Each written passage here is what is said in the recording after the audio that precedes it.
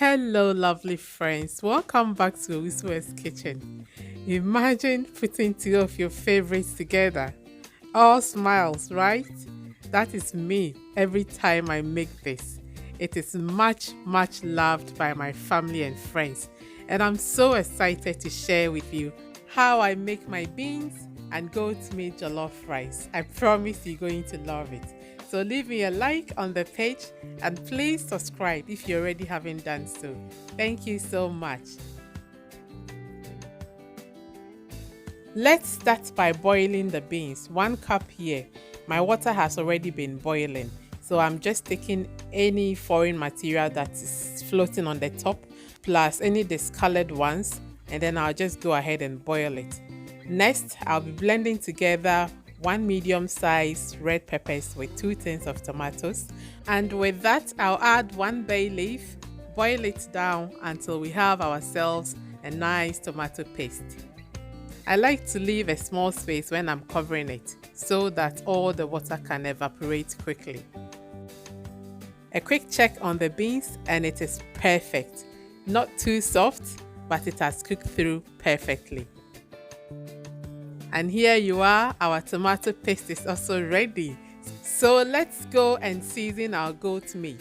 But before that, I'll drain all the water from the beans and let it wait for us. We'll be coming for it later. I believe stock contributes to a great tasting jollof rice. That is why we'll be making a delicious one. So we'll be seasoning our goat meat with 1 medium-sized onions, rosemary, garlic, aniseed, ginger and pepper. But in the absence of aniseed, rosemary does the job perfectly.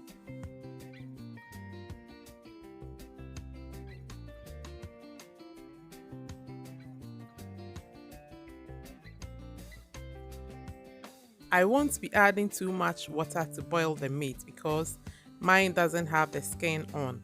But if your meat has some skin on, be sure to add extra water as it might be tough and will take longer to cook. So to this I've just added beef seasoning powder and some salt, and we're going to allow it to cook until it is soft.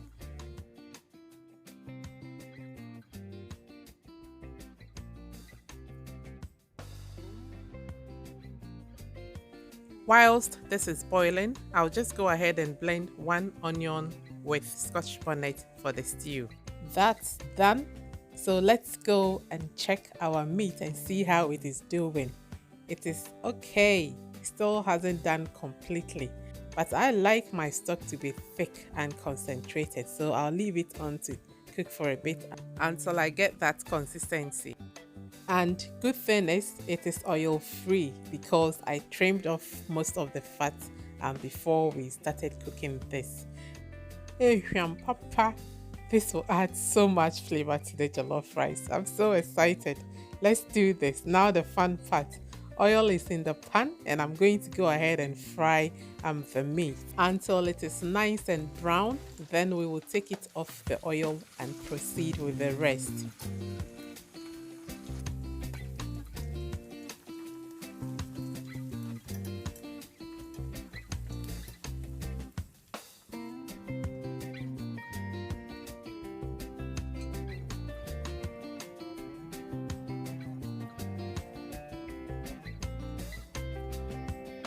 Once that is done, I'll just go ahead and use my mesh spoon to get rid of any little bones or any burnt meat underneath the oil before we start frying the stew.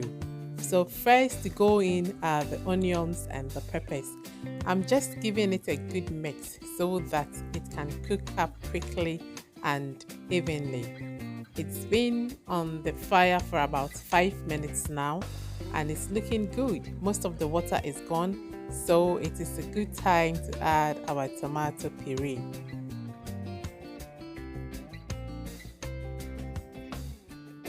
Then I'll stir it well and allow it to cook for about 5 more minutes until we no longer can taste the freshness of the tomato puree. That is another thing with jollof rice.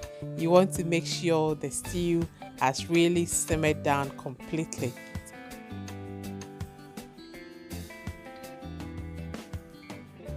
Do you hear that sound? It is an indication that this is cooked well and it's now ready for us to add the tomato sauce that we made earlier on. Now, this is a fact. Jollof rice demands a lot of checking and stirring. So, this is me stirring it again, and my fire is on low to medium heat. Any higher, and it gets burnt real quick. I will let this cook and continue to check on it and stir occasionally. Okay, so it's been cooking for about 8 minutes, and now I've just added in my beef stock together with my curry powder. I like to add my curry powder at this stage rather than later because as much as I like it, I do not want it too strong in my jollof rice. So adding it at the earlier stage ensures that it is not too present at the end of the day. But if you prefer yours quite intense, do the opposite and add your curry later on rather than now. The aroma of this is just incredible. But then we are not done. I'm going to add some nutmeg onto the stew as well. Nutmeg and jollof rice goes well so good. I just love it. So I've just added a teaspoonful and I'm going to taste for salt before I add any because our stock contains salt and the seasoning powder. I do, and I've opted to use shrimp powder seasoning instead of salt, but you can use salt if you want to. And just before we add the rest of our ingredients, I'm just getting rid of all the excess oil. We don't need it now. It has done its job. And also, I always take some of the stew and put it aside just in case, I can always add it back if the stew is not enough because jollof rice is funny like that. If the stew is too much, it wouldn't turn out great. So I just take a little bit and put aside before I add my rice, and after mixing, if I need more, I'll just add it to it. So this is 3 cups of rice, jasmine rice by the way, to go with the 1 cup of beans that we boiled earlier on. And here I'm just mixing it well to make sure that the rice is coated well with the stew before we add our water. And now friends, it's totally up to you. You can add your beans right now here with the rice to start cooking with. That's if you don't mind it turning out to be a little bit softer. I'm just adding enough water to loosen up the rice.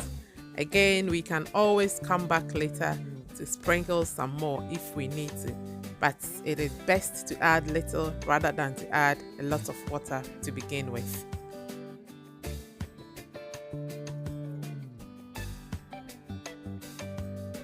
So after about 5 minutes, I've come back to check, and yes, there is still some moisture left. So I'm going to be adding my beans and stir it together so it can blend in with the rice nicely. After everything is mixed in, I'll just go ahead and cover it with foil and allow it to cook in its own steam.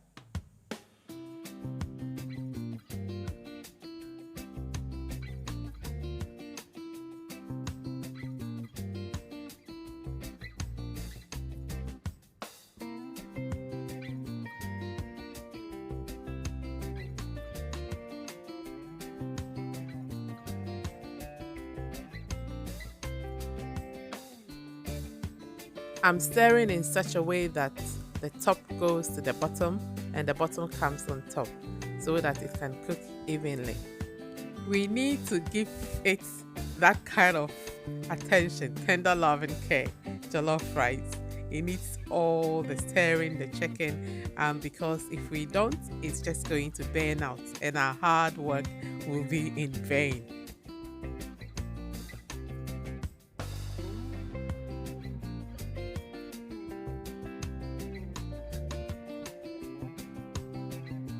Final check, and wow, this is my perfect jollof rice right here. It smells amazing and the color came through just perfect.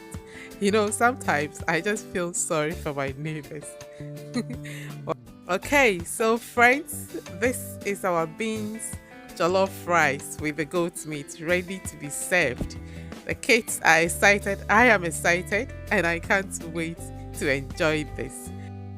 Thank you so much for stopping by again today. I hope to see you in my next video. But until then, stay blessed. Bye.